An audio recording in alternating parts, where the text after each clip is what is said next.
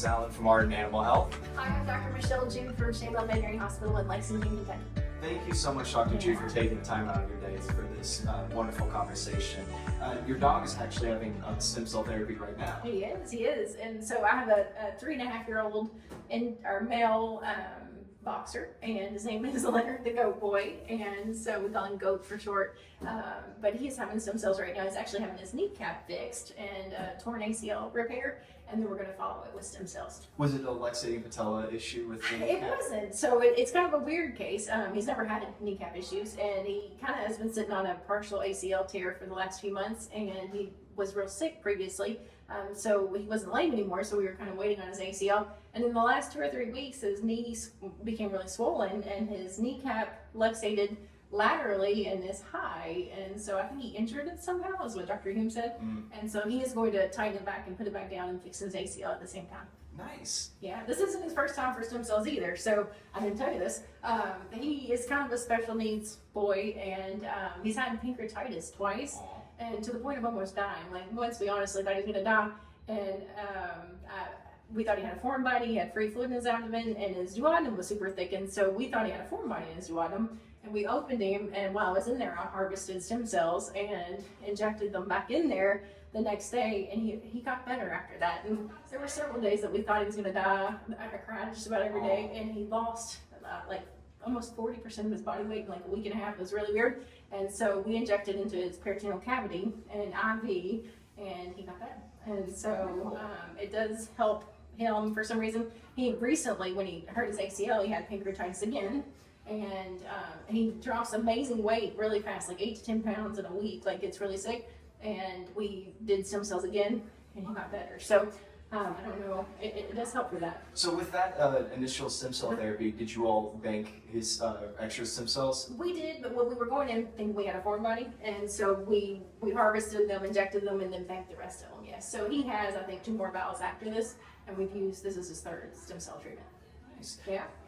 So you obviously have a lot of confidence in stem cell therapy, using it on your own dog. How many cases have you worked on, and when did you all start using stem cell therapy? That's a good question. I can't remember. I want to say it's been 7 or 8 years since we partnered with MediVet then and now Arden. And over the years, we usually average 20 to 30 a year, I think. And so probably well over a couple hundred cases, I would think. Impressive. Yeah. So it's become a regular part of your practice. Yep. And so we offer it any orthopedic surgery. We always put it on our estimate, and the nurses are really good about offering it. And I talk to them about it, and they go over the estimate. And I'd say I get good success rate. Probably 50 to 70% of my clients will either do PRP or stem cells, and so it's kind of a step down for the PRP. But they like to think that they're helping and doing, and it definitely does improve healing. It's like stem cell therapy light. Yeah. See, exactly. A little bit of stem, or a little bit of therapy, the regenerative medicine. Also, something cool. So before we started doing it, it was pretty common that we would have large dogs that have a torn ACL, and we'd fix it, and then within the year, 50% of them tear their other knee. And so that's a statistic that we're taught in school, that 50% tear the other knee within a year. And it's because you do surgery and they're more lame and they're using the other leg, so they're putting more weight on it, and it just wears it down faster. But since doing stem cells in the last 7 years, I've seen 2 that have torn their other ACL, and not within a year. A lot of times it's a year or 2 or 3 years out. And so that's a huge difference, because I think it gets them to using it faster and gets them off their good leg faster, so that it preserves that ACL over there. It changes the whole game at that point. It does. And I mean, I can only think of 2 dogs that we've had to cut the opposite knee, and so pretty cool. Really impressive. Yeah, absolutely. With your own dog and other pet patients that come into your practice, what do you look for with their conditions to say, yeah, you should go with regenerative medicine? Absolutely. So originally it was more orthopedics, because it's geared toward torn ACLs, broken bones, things like that, and we would always offer it on those estimates. Here lately, I've had with the more recent studies, or I don't know if it's a side effect, but skin dogs with really bad skin, if we're going in to fix something, like I took the spleen out of a dog that has terrible atopy, and we took the spleen out, and I said, hey, we should get her stem cells while we're in there. It may help her ears and her skin. And I rechecked her 6 to 8 weeks ago, and Mom was like, she's so much better. Her ears usually look like pine scum. They were actually clean, and so she was tickled to death and is ready to do the next one.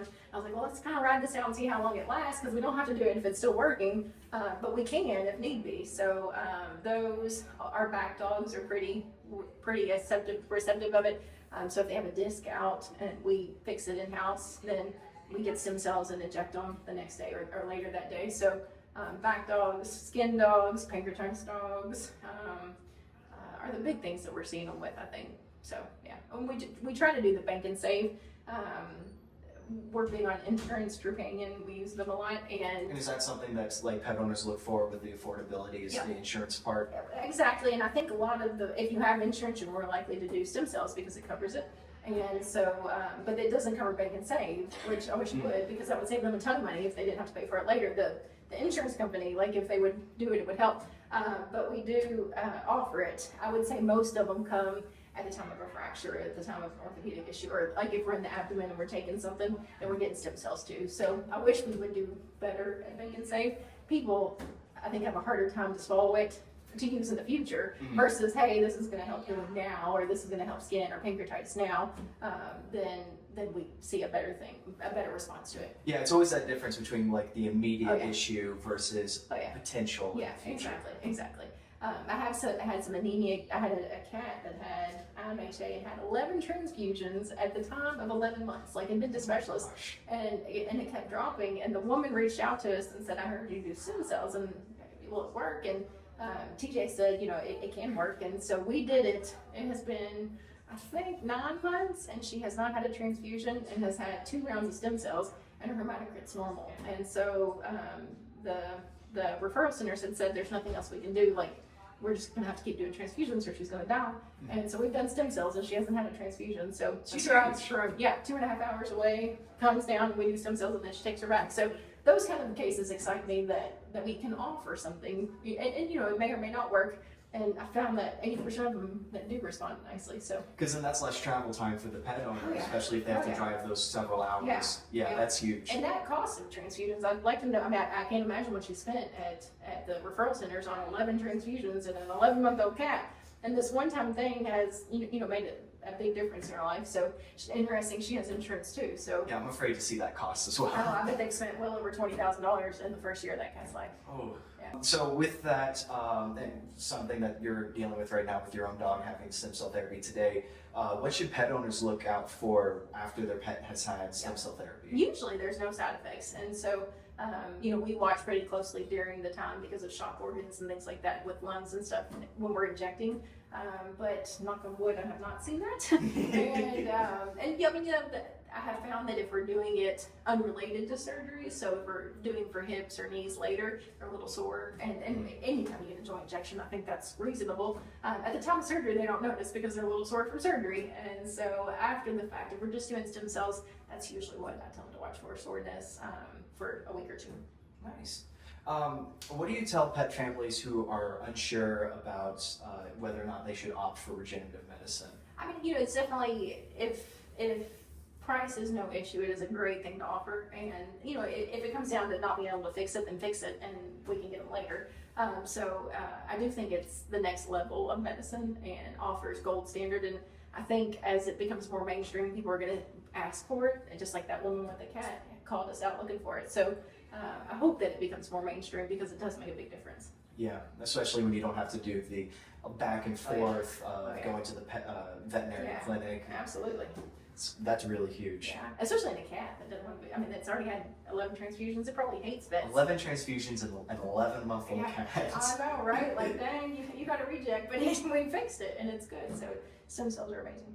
For your peers, other veterinarians, what would you tell them if they're considering going for regenerative medicine? Yeah, one reason I really like Ardent is because it's in-house. You don't have to wait and come back. And so before Ardent, we used a company in California, and you would do the surgery, you'd send it out, you'd wait 2 weeks, they'd send it back, you'd have to sedate them and do that whole thing again as far as having to come back and stay for the day. I like that, in 3 hours we have them ready to inject, and the number cells outshine the other companies as far as I can tell. So I was a little hesitant at first because I'm like, is this homebrew? Are we making this in the back corner?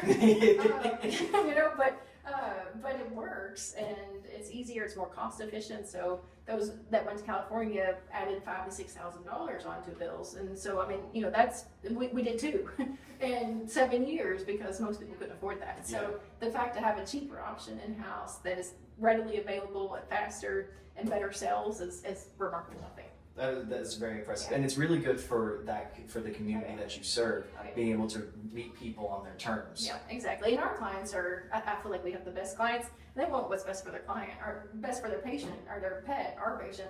And I'm getting mixed up here again. So it's nice to be able to offer that next level of medicine to our great clients. How has your clinic been performing since adding Ardent's regenerative medicine? I don't know where we were 7 or 8 years ago, but our goal is growth every year, anywhere from 10 to 20%. We normally hit our goals and excel at that. So we do see growth every year, usually double-digit growth. So. And the pet patients and their families, they've had a very strong reception with it. Yep. Especially our clients, I feel like we have type A clients that want what's best, like I said. So our clients are very receptive and excited about it. And then we have the ones that come find us, and that's the clients that we want, that want to do stem cells, because those are great clients. Mm-hmm. For veterinarians who are unsure about regenerative medicine, thinking that it's best for their practice, what would you say to them? I would say, it's a minimal investment to start with, and 4 cases pay for it. So in that sense, we paid ours off a long time ago, other than the kids, and so it's a minimal investment, and it's another thing to offer to have in your box to offer to clients that will help healing. And I mean, no repeat ACLs or repeat on the other side in 7 years is impressive, and so that speaks volumes to me. And I get excited to try new things, and so I do think it's coming along and going to be way a bigger thing in 20 years. I bet most people it'll be more standard. Nice. Dr. Jude, thank you so much for taking the time out of your day. Yes. This is really amazing. It's awesome. All right, let's go see where goat is.